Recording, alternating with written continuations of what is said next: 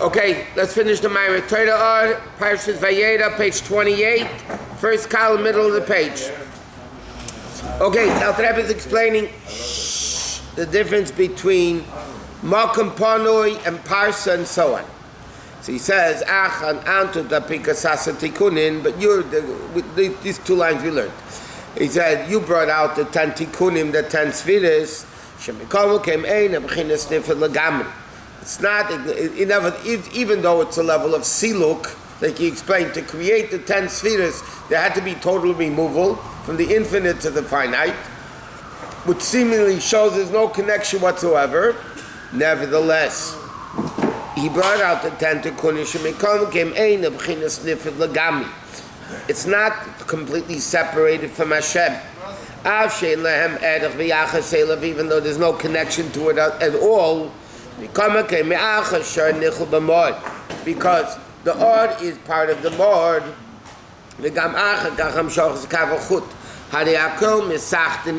everything is one with Hashem. So even though the 10 Tikkunim, the 10 spheres of Atzilus, like he said, are not called spheres, are called here Tikkunim because they're like jewelry that don't block the person, they enhance the person.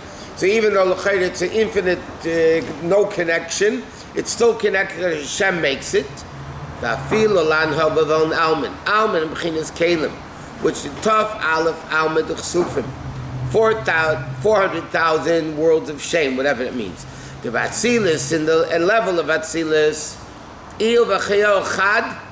and this is where we left off yesterday. The Or and Hashem are one, the Kalim and Hashem are one. Afil B'chinas Kalim. Okay, this is where we left off yesterday, because in Atzilus, even though it's remote from the infinite level of Elokus, but nevertheless, it's still Elokus. The Or of Atzilus is God, the Kalim of Atzilus is one with Hashem. And he says, what's the mashal? He says like a physical object. You think about a house. Yeah? So in your mind, you have a picture of the house.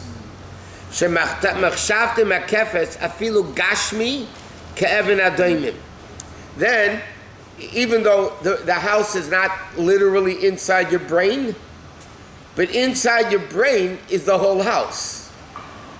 So it's still included within you. He says, it's not at all a comparison. We can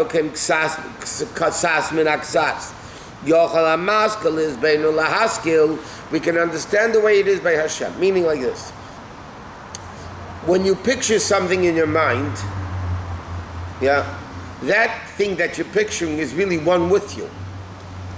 See, it's affecting your thought. Look, thought affects a person tremendously. Where if you see good things, bad things, it has a tremendous impact on the person. So even though the house has nothing to do with your brain, your thought, nevertheless, the house is in the thought. So he says, even though you can't compare the two because the house is not in your brain and the spheres are in Hashem, he says,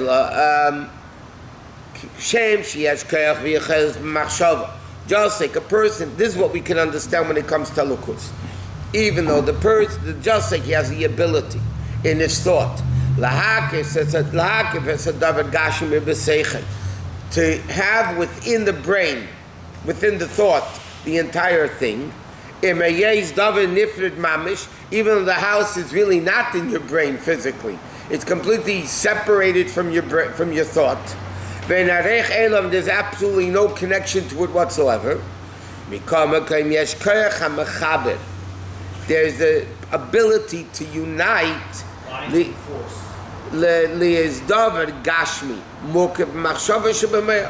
still have the ability that the physical object could be in my brain. The same thing in above by Hashem. Hashem has obviously the ability to unite the Or and the Kalim with Hashem himself. But the truth is, up there,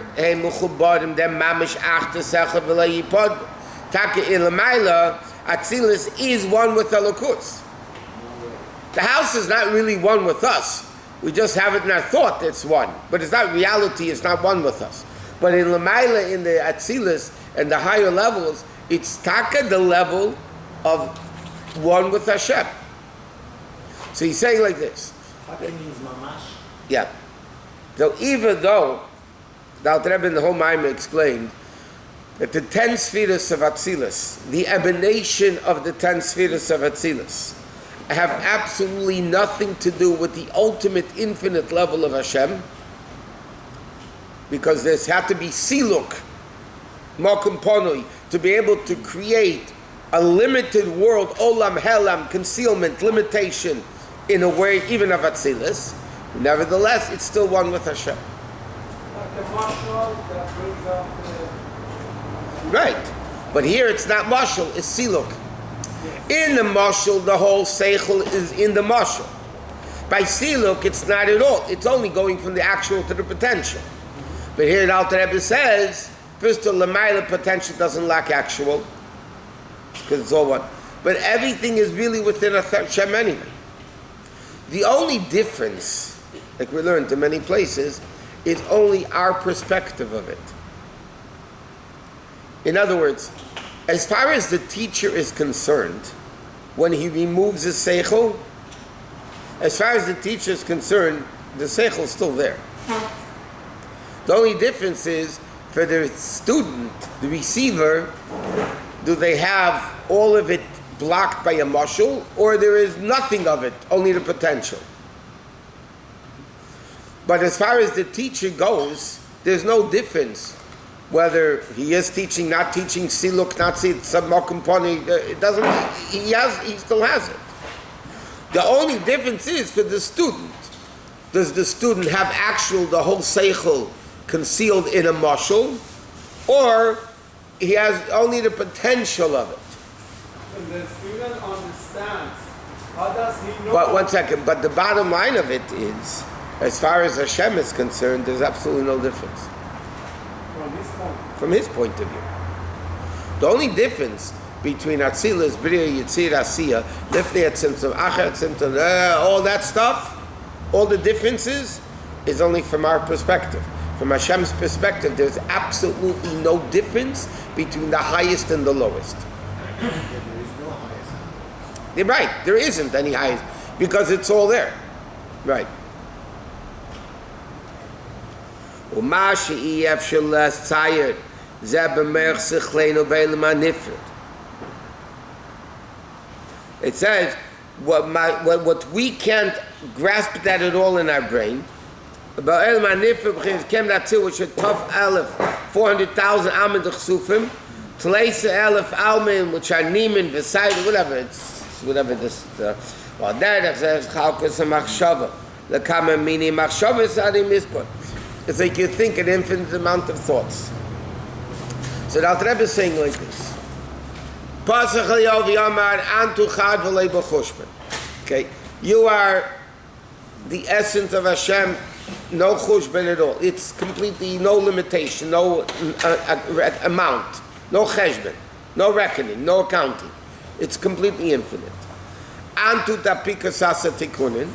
Then you brought out through the level of siluk, through the level of makom ponui, the 10 tikkunim, and you called them 10 spheres. And why did you bring it out? L'anhoga v'hain almin, to govern, to dictate the world. And then it says, chad arich, then you have, chesed, the right hand, before the left hand, chad arich, one is long, one is short, was in the middle. Yeah, Beinani. So he says, that's all in the emanations of Hashem. Now, even though the Cha'ira world, therefore, has absolutely nothing to do with Hashem, nevertheless it does, because it's all within Hashem. I mean, the whole thing comes from Patach and Yo, right? Yeah, from Zayah, the concept, yeah. The whole... Yeah. Not it comes from Zayah, it comes from Meshach ben Har Sinai.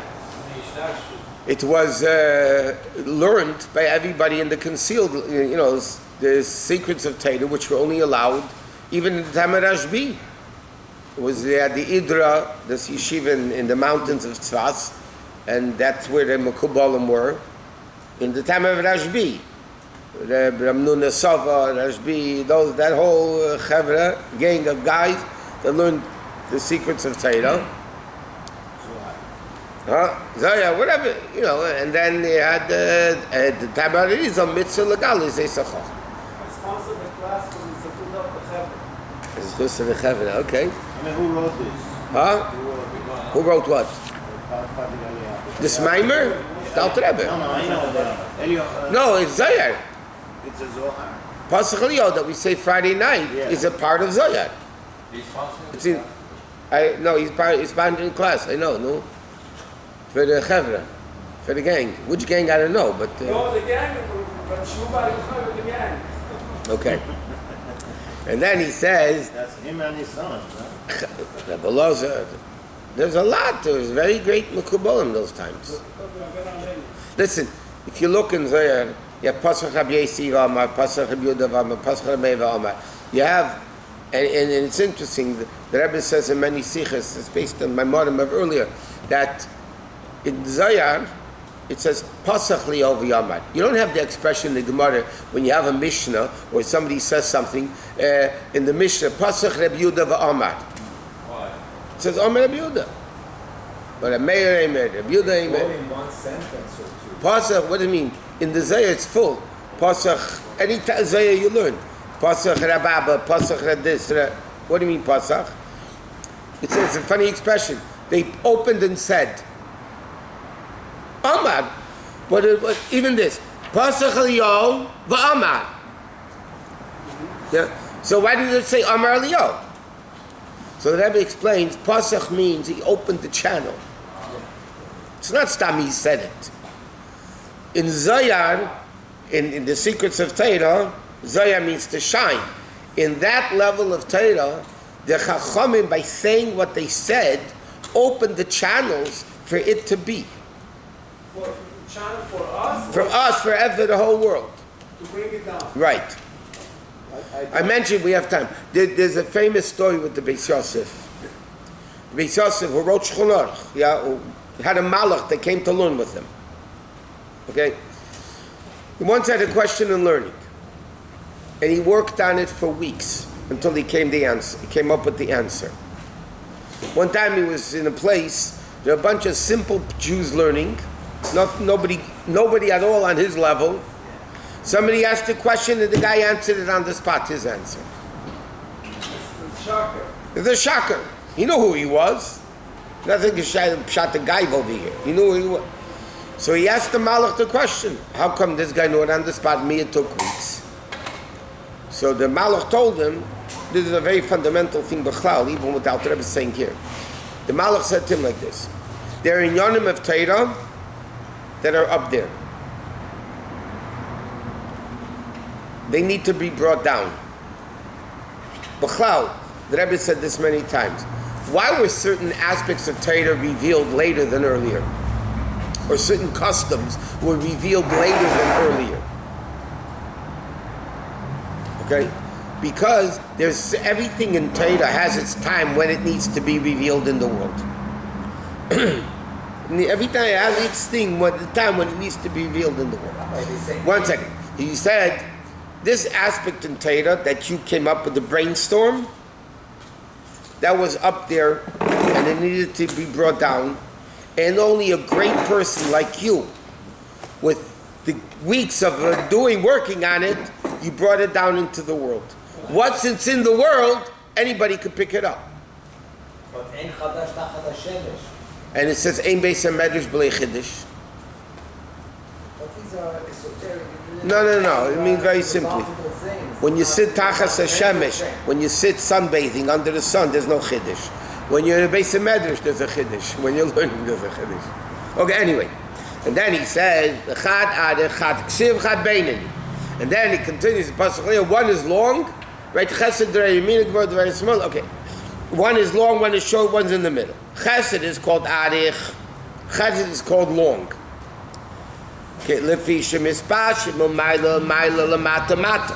Because why is it long? Chesed, like water, goes from a very high place to a very low place. So it's long.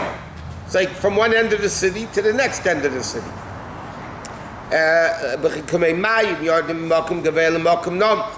Gevura, which is the level mimata l'mayla, is called katzir, because what is gevura? Gevura is limitation, restriction, the opposite of chesed. Chesed is giving unlimited. Gevura limits. So gevura is the short one.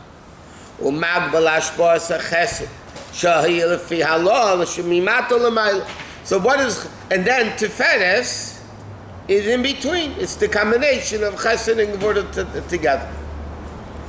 And this is now, at the beginning of the Maimer, in the top of the Maimer it says, this Maimer is connected to the Pasuk Erdona ve'era. Hashem said by Zdaim, let me go down and check what's going on. He says, let me see if the crying from Zdaim is real or not. By the way, Rashi says it's a remarkable concept. Rashi says, doesn't Hashem know? He has to come down and look. It's symbolic. No, it's not symbolic. It teaches us a lesson. Don't make judgments until you're there on the spot. God is everywhere. He doesn't have to go move. I understand, but Hashem is teaching us. Go down. And by the way, in the next Maimon, Alter Rebbe is going to ask a question. It says, "Habeit mishamayim orei." God can see from the heavens. Why does He have to come down? The Torah is teaching us a lesson. This is in passing, that when you're judging somebody, like it says in Pig, don't judge a person until you're in their shoes. Okay, but people always judge things. They hear something, they judge. They hear one side of a story, they judge. Okay. That's so much fun. It's a lot of fun. Yeah. Now, by the way, that's what kills the world. Okay.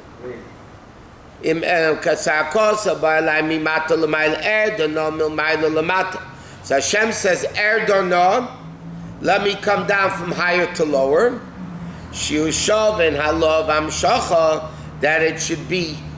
And what does Hashem say? Let me, listen to the pasuk. Erdona ve'era, let me go down and see if the crying from below, which is coming to me. So what is this pasuk saying? Hashem is coming down, Erdona, and world is going up. That's the chibur, the connection of world and Elokus.